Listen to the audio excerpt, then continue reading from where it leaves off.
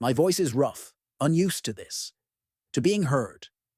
For 12 years, the only person who listened was the four-walled concrete of my cell. I had a name back then. Mark, a husband, a father. I lost it all behind bars. And when I finally got out, a ghost in a world that had moved on. The only hand willing to reach into my grave belonged to the man who had buried me. The judge who sentenced me. You know that feeling when you're watching a storm roll in. The air gets heavy. The sky turns a bruised purple. And you just know, something is about to break. That was my life. I was the storm, and I wrecked everything in my path. I'm not asking for your sympathy. I'm just asking you to listen. To understand how a man can fall so far that the bottom isn't even a concept anymore, and then, against all odds, be offered a rope to climb back up. Hey, is this story getting to you? Right there on your side of the screen. Being able to put yourself in the shoes of someone who lost everything and fought for a second chance. It's one of the most human things there is. If you've connected with this journey, do me a crucial favor. Comment below what state you're watching from, and tell me which part of the story touched your heart the most. That's how I know you're connected to our mission, to spread stories of redemption and believe that everyone deserves a chance to start over. And listen to this. The vast majority of people who get emotional with these stories aren't even subscribed to the channel yet. If you believe in second chances, I invite you to subscribe now. It's completely free, and you'll continue to receive the most profound stories of human transformation straight into your feed. Also remember that at the end of this video, you'll find other incredible journeys of rebirth on your screen. If this story is touching you, drop a comment below with where you're watching from and what time it is there. This is my story. The story of how I lost my wife and kids behind bars, and how the judge who sentenced me gave me a job. I used to measure my life in square footage. The two-story colonial on Elm Street with the wraparound porch Sarah always wanted. The manicured lawn, the swing set for the kids, the shiny SUV in the driveway. It was all a monument to Mark Reynolds, the self-made man. I was a contractor, and a damn good one. My hands weren't afraid of calluses. My back wasn't afraid of strain. I built things, solid things, homes that would last generations. I built my life the same way, or so I thought. Sarah. She was the morning sun through the kitchen window, warming everything she touched. She had this way of listening, her head tilted, her eyes seeing right through my bravado to the tired man underneath. She'd hand me a cup of coffee, her fingers brushing mine, and the world would just settle. And the kids. Chloe, with her fiery red hair and a laugh that could restart a dead heart. And little Ben, my shadow, always clutching a toy truck, his small hand trustingly tucked in mine. The foundation was rotten, though. I just refused to see the cracks. A bad investment here, a delayed payment there. The pressure started as a low hum in the back of my skull, a constant, nagging reminder that the monument I'd built was on shifting sand. I started taking on bigger, riskier jobs. I leveraged the house. I became a man possessed, working later, coming home with a shorter fuse. The warmth in Sarah's eyes began to be replaced by a cautious worry. "It's just a rough patch, honey," I'd tell her, kissing her forehead, the lie tasting like ash in my mouth. "We'll be fine." Then came the offer. A can't-miss commercial development. All I needed was the upfront capital to secure the crew and materials. The bank said no. My so-called friends vanished. The hum of pressure became a deafening roar. And in the middle of that roar, a whisper presented itself. A guy I knew from the old days. A guy with slicked back hair and easy money. A short-term loan. High interest, but what did that matter? I'd pay it back in 60 days and be set for life. It wasn't a loan. It was a leash. And the man on the other end, Frank, didn't deal in forgiveness. When the development fell through, when my world collapsed into a vortex of debt and threats, his smile was cold. A debt is a debt, Mark. The threats turned to my family. A note left on Sarah's car. A friendly visit while I was at the hardware store. "That's a cute kid you got," he'd said, nodding toward Ben on my shoulders. The fear was a physical thing, a cold snake coiling in my gut. So I made a choice, the worst choice of my life. Frank offered me a way out. One job, drive a truck. Don't ask what's in it, just drive. It was a one-time thing, a desperate measure for a desperate man. I told myself I was protecting them, providing for them. The biggest lie I ever told was to myself, in the rearview mirror of that beat-up van, as I drove away from my sleeping family, from the life I'd built, and straight into the abyss. The red and blue lights flashed in that mirror an hour later. It wasn't a routine stop. They knew. They surrounded the van, weapons drawn. When they opened the back doors, the boxes weren't filled with stolen electronics like I'd naively hoped. They were filled with guns, dozens of them, illegal, untraceable weapons destined for who knows where. I looked at the cold, metallic cargo, and then at the photograph of Sarah and the kids tucked in my sun visor. In that single, crystalline moment, I knew. I had lost it all. I just didn't know yet how complete that loss would be. The booking process was a blur of mugshots, fingerprints, and a cold, institutional gray that seemed to leach the color from my soul. I was processed, catalogued, and stored. But the true judgment, the moment my old life was formally executed, happened in a wood-paneled courtroom that smelled of lemon polish and dread. I sat at the defense table, the cheap suit my lawyer had scraped together for me itching like a shroud. I couldn't look at the gallery. I couldn't bear to see Sarah's face. But I felt her. I felt her presence like a phantom limb, a pain so acute it was almost a comfort. Then the door at the back opened, and I heard it. A small, confused voice. "Daddy?" It was Ben, my little shadow. My lawyer gripped my arm. "Don't turn around, Mark. Don't!" But I did. I had to. And there they were. Sarah, her face a mask of shattered porcelain, tears streaming silently down her cheeks.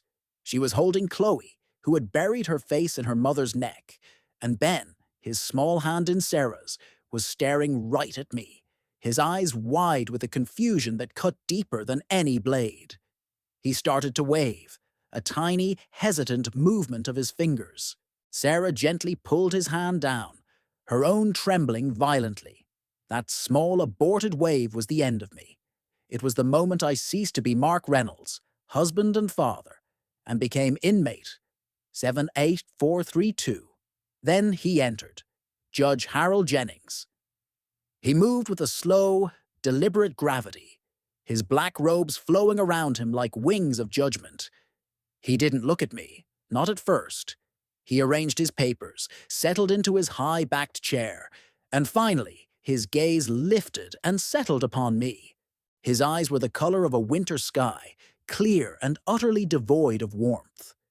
He listened to the prosecution outline my crime, the extensive cache of illegal firearms, my reckless disregard for public safety. He listened to my lawyer's plea for leniency, my clean record, my family. When he spoke, his voice was quiet, yet it filled the room, leaving no space for hope. "Mr. Reynolds," he began, and the way he said my name made it sound like a foreign, dirty word. "The court has heard of your previously unblemished record. It has heard of your family, and it finds these things to be the most damning evidence of all." He leaned forward, his eyes pinning me to my seat. "You were not a desperate man on the street. You were a man who had everything this society purports to value: a home, a business, a family who loved and depended on you. And you chose. You made a conscious, avaricious choice to involve yourself in the trafficking of instruments of death. You did not stumble into this. You walked into it with your eyes wide open, and in doing so, you betrayed the most sacred trust a man can hold: the safety and well-being of his family and his community. Each word was a hammer blow, driving the nails into my coffin. You used your legitimate business as a cover. You used your family as a human shield for your own conscience.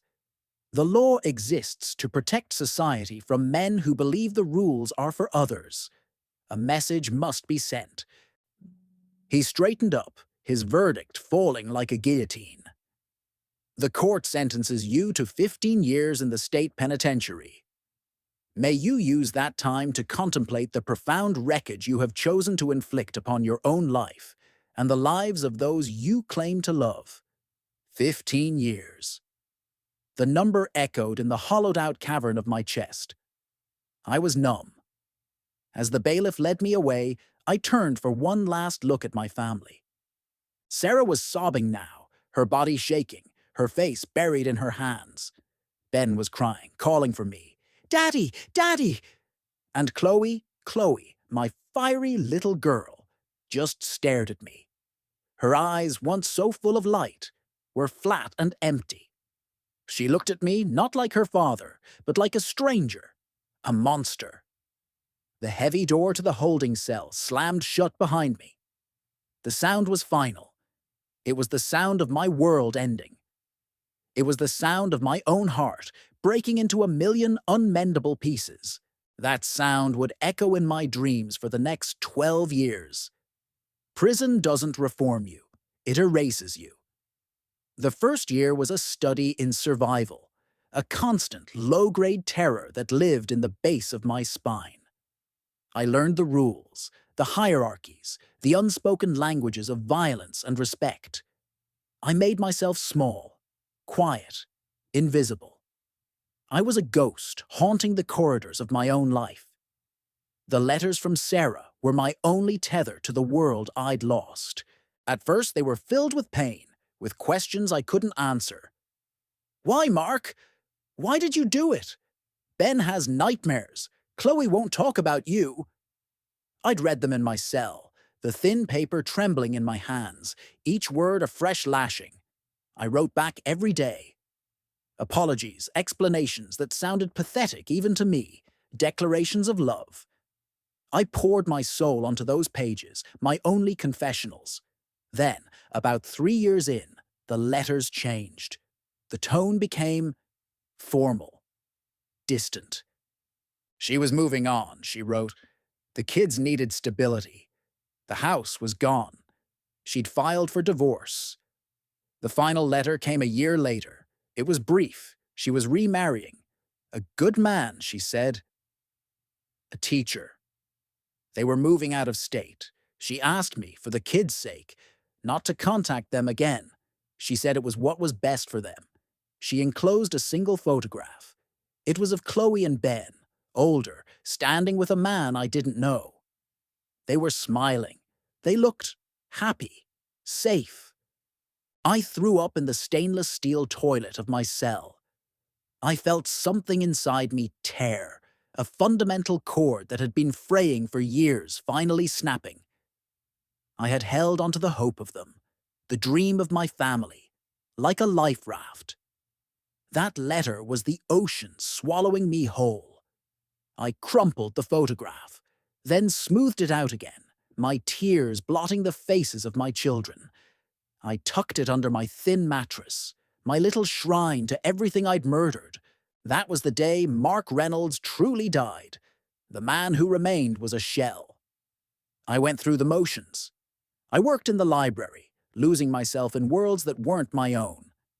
I got my GED. I took a correspondence course in drafting and architectural design, the only remnant of my old skills that seemed to have any use in here. I was a model inmate. Not because I was rehabilitated, but because I was too broken to be anything else. The fire, the ambition, the love. It was all gone. I was just waiting. I saw men break in there. I saw them shank each other over a pack of cigarettes. I saw them sob in the middle of the night. I saw the blank, thousand-yard stare of those who had simply checked out. I understood them all. My rage had turned inward, a slow, corrosive acid that ate away at my insides until there was nothing left but a profound, unshakable regret. Judge Jennings had been right. I spent my days and nights contemplating the wreckage. I was the wreckage. When my parole hearing finally came, 12 years into my sentence, I had no hope. I stood before the board, a man in his 40s with gray in his hair and the permanent stoop of institutionalization. I answered their questions with a flat, emotionless honesty. Do you feel remorse? Yes. Do you understand the gravity of your crime? Yes. What are your plans if released? I had none.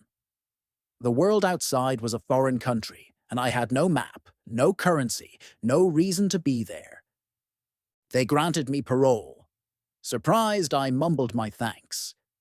As I was processed out, given my civilian clothes, ill-fitting and smelling of disinfectant, a different kind of fear set in. For 12 years, my life had been dictated by bells, routines, and orders. Now there was only silence.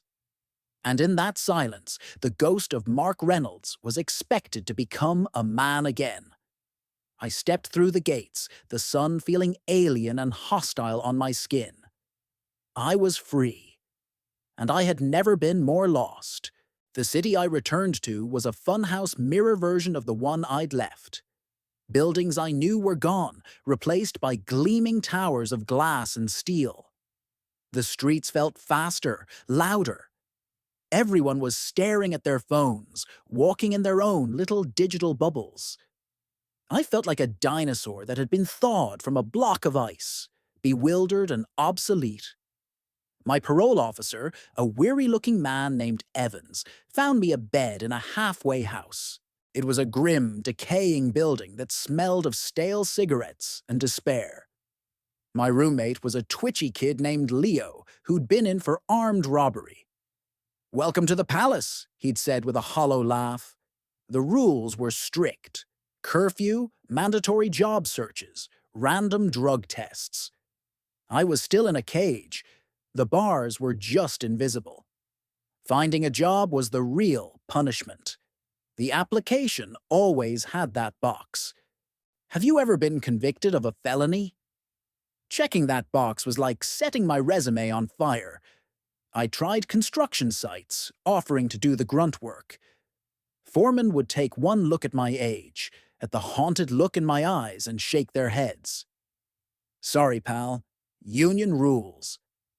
Or worse, they'd run a background check, and the look in their eyes would change from curiosity to contempt.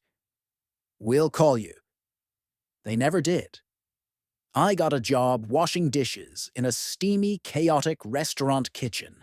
The pay was a pittance, barely enough for the bus fare and my share of the rent at the halfway house. The chef, a volatile man named Marco, seemed to enjoy having a convict to kick around. "Hey, jailbird, these pans ain't gonna scrub themselves." I'd put my head down and scrub, the hot water turning my hands raw. This was my redemption. This was the future I had traded my family for. The humiliation was a constant, acidic burn in my throat. One afternoon, after a particularly brutal shift, I was walking to the bus stop, the stink of grease and failure clinging to me. I passed a small, well-kept park. Families were playing. Kids were on the swings. And then I saw her. Or someone who could have been her. A girl about 16, with fiery red hair, laughing as she pushed a little boy on a swing. My heart stopped. Chloe. Ben. It had to be them. The resemblance was uncanny. I stood there, frozen, hidden behind a large oak tree, watching. The girl's laugh echoed across the grass. a sound I hadn't heard in over a decade. A woman stood up from a bench, calling out, "Chloe! Ben! Time to go!" It wasn't Sarah's voice. The relief and the disappointment were a confusing, painful cocktail. Of course it wasn't them. They were hundreds of miles away, living a life without me. They were probably in a park just like this one, with a father who wasn't a felon. The man, the one I'd seen in the photograph, joined them, putting his arm around the woman. They looked like a perfect postcard. I turned away, the image seared into my brain. That was the life I was supposed to have. That was the life I had thrown away. I was a ghost, haunting the edges of a world that had no place for me. I went back to my tiny, stained room at the halfway house and stared at the cracked ceiling. What was the point? The struggle, the shame, the soul-crushing loneliness. For what? To wash dishes until my back gave out? To die in this room, forgotten? For the first time since I'd gotten out, I felt the cold, seductive whisper of giving up. It would be so easy to just stop. Maybe Judge Jennings had been right. Some people were just beyond saving. Desperation is a bitter tonic, but it can sometimes give you the courage to do things you normally wouldn't. After the incident in the park, a stubborn, final flicker of pride ignited within me. I couldn't go on like this. I wouldn't. I wasn't that man in the courtroom anymore. I had paid my debt, in years, in regret, in tears. I deserved a chance, even if it was a small one. Sitting on the edge of my bed, I pulled out the thin, dog-eared phone book from the halfway house's common area. My fingers, still rough and cracked from dish soap, trembled as they traced down the list of architectural firms and construction companies. One by one, I called. The script was always the same. "Hello, my name is Mark Reynolds. I'm looking for drafting or entry-level design work. I have experience and I've completed a correspondence course." Then came the inevitable pause before I had to utter the words that killed the conversation. I should also mention that I'm on parole. Click. "We're not hiring." "Sorry, no." "Don't call again." My hope was draining away, replaced by the familiar heavy weight of despair. There was one last listing. Jennings and Associates, Architects. It was a small firm, located in an older, more established part of the city. I took a deep breath, the last of my courage, and dialed the number. A crisp, professional female voice answered. "Jennings and Associates. How may I direct your call?" "Hello," I said, my voice raspy. "I'm calling to inquire about any potential openings for a drafter or a junior designer." "I'm sorry, we don't have any openings at the moment," she replied, her tone polite but final. "You're welcome to send your resume for our files." It was the same dead end. But something in me snapped. I was so tired of the lies, the omissions, the shame. "Wait," I said, the word coming out sharper than I intended. "Before I waste anyone's time, you should know something. I'm a convicted felon. I served 12 years. I'm on parole. I understand if that disqualifies me, but I'm a hard worker and I need a chance." I braced for the click.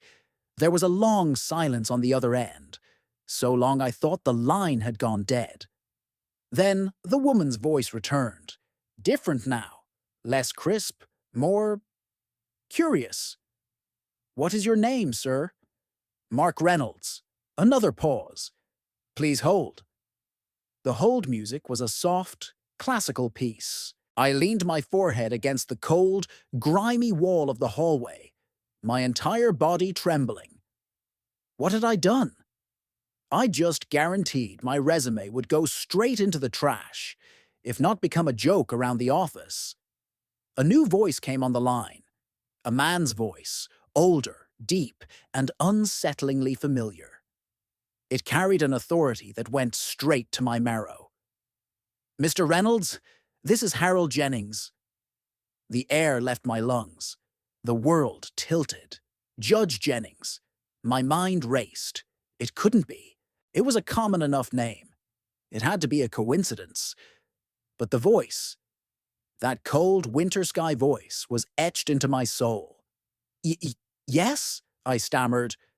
You stated you served 12 years. For what crime? He asked, his tone neutral, probing. I closed my eyes. Trafficking illegal firearms. I said it to the wall, to the ghost of my past, to the man who had once been my judge. There was another silence, even heavier than the last. I could almost hear the gears turning in his mind, the memories clicking into place. I saw his face in my mind's eye, those impassive eyes, the stern set of his mouth. He remembered. He had to. I see, he said finally. The two words were unreadable. Can you be at my office tomorrow morning at 8 o'clock, 214 Grant Avenue? Ask for me personally. I was too stunned to speak. Was this a cruel joke? Was he going to have me arrested for violating some obscure parole rule? Or was he simply going to enjoy looking at the broken man I had become to confirm the righteousness of his judgment? Mr. Reynolds, he prompted. Yes, I choked out. Yes, I'll be there. Good. Tomorrow, then. The line went dead. I held the buzzing receiver in my hand for a full minute before hanging it up. My heart was a frantic drum against my ribs. What had I just walked into? It felt less like a job interview and more like a summons back to the scene of the crime. The building at 214 Grant Avenue was a restored brownstone, dignified and understated. A small polished brass plaque next to the door read, Jennings and Associates. My reflection in the glass door was a pathetic sight. A man in a thrift store suit that hung off my gaunt frame, his face a roadmap of hard years and sleepless nights. I took a shuddering breath and pushed the door open. The interior was warm and quiet, a world away from the chaotic restaurant kitchen. The air smelled of old wood, coffee, and tracing paper. A sophisticated-looking woman with kind eyes sat at the reception desk. Can I help you? She asked. I'm Mark Reynolds. I have an appointment with Mr. Jennings. Her eyes flickered with a hint of something. Not pity, but recognition. Of course, he's expecting you. Right this way. She led me down a hallway, lined with framed architectural renderings. Elegant homes, thoughtful public spaces. This was his work. This was the legacy he built while I was counting cracks in a concrete wall. She stopped at an open door at the end of the hall. Go on in. He was standing by a large window, his back to me, looking out at a small private courtyard. He was older, of course. His hair was whiter, his shoulders a little less broad. But the presence was the same. He turned slowly, and those winter sky eyes landed on me. They scanned me from head to toe, taking in the ill-fitting suit, the nervous hands, the face that had seen too much. Mr. Reynolds, he said, his voice quieter than it had been in the courtroom, but no less powerful. He gestured to a chair in front of a large mahogany desk. Sit. I sat perching on the edge of the chair, my back rigid. He settled into his own chair, steepling his fingers. The silence stretched, thick and uncomfortable. He was studying me, and I felt like a specimen under a microscope. 12 years, he stated finally. Yes, sir. You look older, he said. It wasn't an insult, just a clinical observation. Prison does that, sir. A slight, almost imperceptible nod. Why did you call here? He asked. Of all the places. I met his gaze. I had nothing left to lose. Honestly, it was the last listing in the phone book, and I was tired of lying. His eyebrows raised a fraction of an inch. Tired of lying to others? Or to yourself? Both, I answered, the truth raw in my throat. He leaned forward, his elbows on the desk. Tell me about the correspondence course. Architectural drafting. So I told him. I told him about the prison library, the quiet hours I spent losing myself in lines and angles, in creating structures of pure logic and beauty on paper. It was the only thing that had kept my mind from rotting. I spoke about load-bearing walls, about elevations, about the poetry of a well-drawn floor plan. For a few minutes, I forgot who I was talking to. I was just a man talking about the only thing he had left that he loved. When I finished, he was silent for a long time.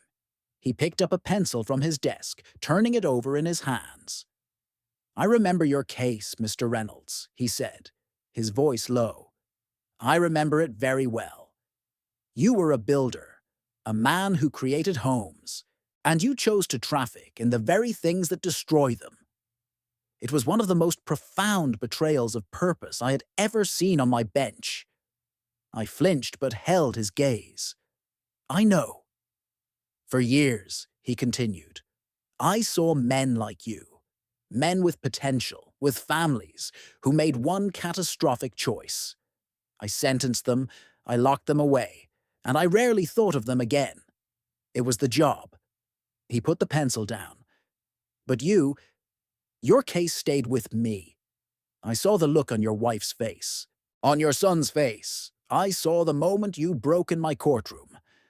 I am not a sentimental man, Mr. Reynolds, but that stayed with me."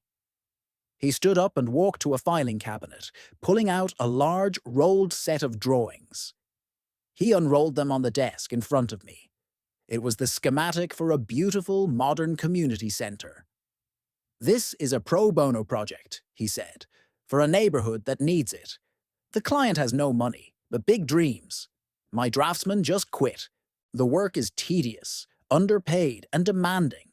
I need someone who can take these rough sketches and turn them into precise, buildable plans. I need someone who won't quit when it gets hard." He looked directly at me. "I need someone who understands the value of a foundation." My heart was in my throat. I couldn't speak. "This is not charity," he said, his voice turning hard again. "This is a test. One mistake, one moment of laziness, one hint of the man you were, and you are gone. Do you understand? The pay is low. The hours will be long. You will be starting at the very bottom, sweeping floors and making coffee when you're not at the board." I finally found my voice. It was a whisper. "Why?" He looked out the window again, his profile stark. "Because I have spent a lifetime believing in the infallibility of the law, in judgment, in punishment. It is a clean, simple system. But people are not clean or simple. Perhaps," he said, turning back to me, a flicker of something unreadable in his eyes, "perhaps I am testing my own judgment as much as I am testing yours." He gestured to the drawings. "Well, do you want the job?" I looked from his stern face to the beautiful lines of the community center. It was a chance to build again, to create something, not destroy it. It was a crack of light in my perpetual darkness. "Yes," I said, my voice stronger now. "Yes, sir, I want the job." "Good," he said, a ghost of something that might have been a smile touching his lips. "Start Monday, 8 a.m. Don't be late." He turned his back to me, a clear dismissal. The interview was over. My second chance had begun, handed to me by the most unlikely man on earth. The first Monday was a lesson in humility. My new office was a small, windowless room in the back, next to the supply closet, with a drafting table that had seen better days. My hands, accustomed to the rough texture of scrubbing brushes, fumbled with the delicate pencils, the precise rulers, the fine-point pens. The language of the software on the old computer was foreign to me. I was a relic trying to operate in a modern world. Judge Jennings, Mr. Jennings, as I was to call him now, was a demanding taskmaster. He would appear in my doorway without a sound, looking over my shoulder at my work. His criticisms were brief and razor-sharp. "That line is a millimeter off. The scale is wrong here. This is sloppy. There was no praise, only the absence of criticism, which I learned to interpret as approval. He was testing me, just as he'd said, pushing me to see if I would break, but I wouldn't. For the first time in over a decade, I had a reason to get up in the morning. The shame of the dishwashing job was replaced by a fierce, burning focus. I stayed late every night, practicing with the software, redoing drawings until my eyes burned. I swept the floors, I made the coffee, I organized the supply closet with a kind of monastic devotion. This was my penance, and I embraced it. Weeks turned into months. Slowly, clumsily, I began to find my footing. My hands remembered their old skill. The lines on my drawings became surer, cleaner. I started to understand the flow of the community center, the vision behind Mr. Jennings's sketches. I saw how the light would fill the main hall, how the spaces would encourage people to come together. I was helping to build a place of hope. The irony was not lost on me. One afternoon, he came into my room and stood silently for a long time, watching me work on a particularly complex roof detail. I could feel his presence, but I kept my focus on the paper, my hand steady. "You're improving," he said, his voice quiet. It was the first outright positive thing he'd ever said to me. I stopped, the pencil hovering over the paper. "Thank you, sir." He came closer, looking down at the detailed drawing. "This project, it's important to me. This neighborhood, they've been failed by the system, by people in positions of power. They don't trust easily." He paused. "I suppose you can understand that." I looked up at him. The stern mask was still there, but I saw the faint lines of fatigue around his eyes, the weight of his own judgments. "Yes, sir. I can." He met my gaze. "How is the search for housing going?" he asked out of the blue. The halfway house had a time limit, and my stay was nearly up. I looked away, embarrassed. "It's difficult. With my record and the pay." I trailed off. He nodded, as if he'd expected this. "I have a small garage apartment behind my home. It's old, needs some work, but it's clean, and it's empty. The rent would be what you're paying now." He said it all in his usual brusque manner, as if discussing a plumbing fixture. I was stunned. Live on his property. The idea was terrifying. "Sir, I don't know what to say." "Say yes or no, Mr. Reynolds. It's a practical solution, nothing more. The commute would be shorter. You could put in more hours on the community center." He was already turning to leave, framing it as a business decision, stripping it of any sentiment. "Yes," I said quickly, before my pride could argue. "Thank you. Yes." The apartment was exactly as he described. Small, sparse, but clean and solid. It had a bed, a small kitchen, and a bathroom. It was more than I'd had in years. The first night I slept there, in the quiet stillness of his property, I felt a strange sense of safety I hadn't known since before my arrest. I was living in the shadow of the man who had sent me away. And for the first time, I didn't feel like a convict. I felt like an employee, a tenant. It was a fragile identity, but it was something to build on. One evening, I was working late, the only one left in the office. I was putting the finishing touches on a set of drawings, a sense of quiet accomplishment settling over me. Mr. Jennings came out of his office, pulling on his coat. He stopped by my door. "Still here?" "Just finishing up, sir. Wanted to get this right." He looked at me, a long, appraising look. The harsh fluorescent light softened the lines on his face. "You know," he said, his voice barely above a whisper, "I sentenced you to 15 years. The system gave you 12, but it seems you have sentenced yourself to a life term of your own making." He paused. "Perhaps it's time you considered your debt paid." He didn't wait for a response.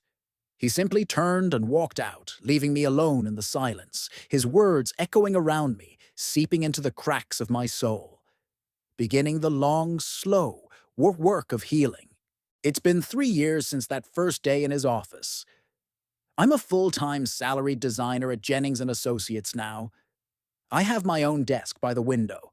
I still live in that garage apartment, and Harold, I can call him Harold now, and I share a quiet coffee on his porch most mornings before work. We don't talk about the past much. We talk about load-bearing walls and foundation drains. We talk about the future. The community center was completed last year. At the opening ceremony, I stood in the back, watching families flood into the space I had helped draw into existence. The sound of children laughing in a place I built. It was a sound I thought I'd never deserve to hear. After the speeches, an older woman approached me, her eyes warm. "You're Mark, aren't you? Harold's draftsman. This place is beautiful. You know, my son, he got mixed up in some bad things a few years back. Got out of juvie, but nobody would give him a chance. He works here now, in the youth program. It's saving him." I just nodded, my throat too tight to speak. Later that night, Harold and I were cleaning up, the last two in the bright, empty hall. He was looking at a plaque by the door that read, "In Hope and Second Chances."